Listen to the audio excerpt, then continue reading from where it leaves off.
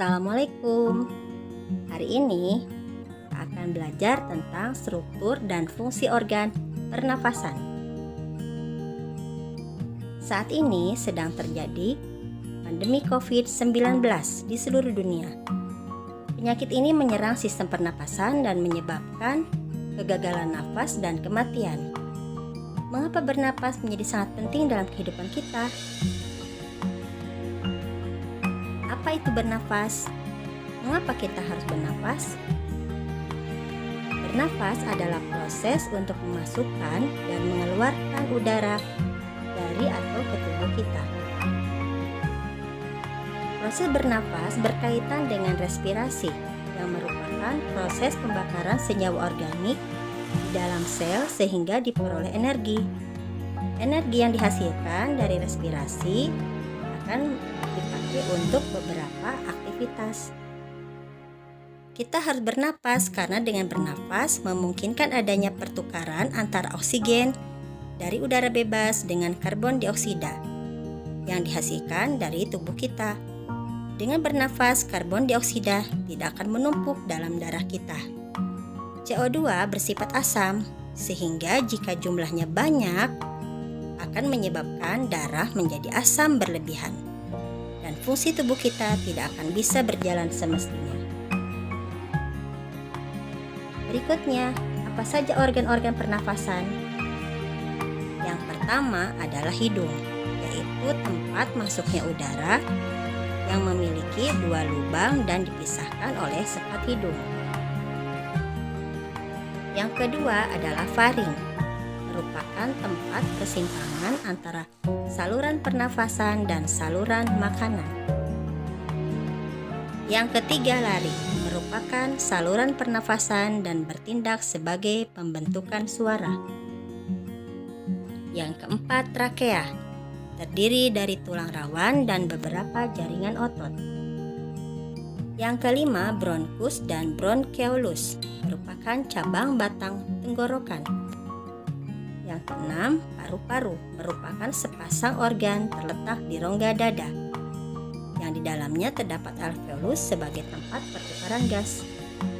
Dan inilah gambar sistem pernapasan pada manusia, mulai dari rongga hidung dan rongga mulut, lalu ada faring, laring, trakea, bronkus, bronkeolus, paru-paru, dan alveolus.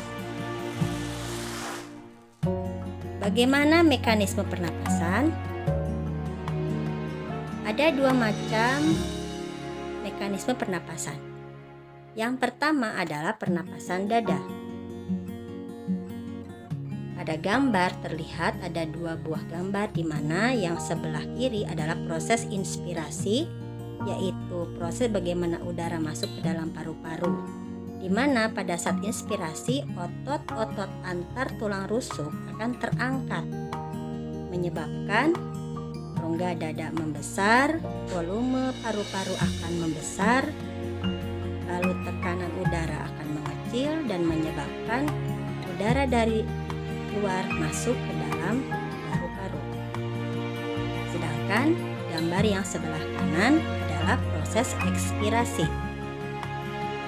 Pada saat ekspirasi, otot antar tulang rusuk akan menurun, menyebabkan rongga dada akan mengecil, volume paru-paru akan mengecil, tetapi tekanan udara akan membesar, menyebabkan udara dari dalam paru-paru keluar tubuh.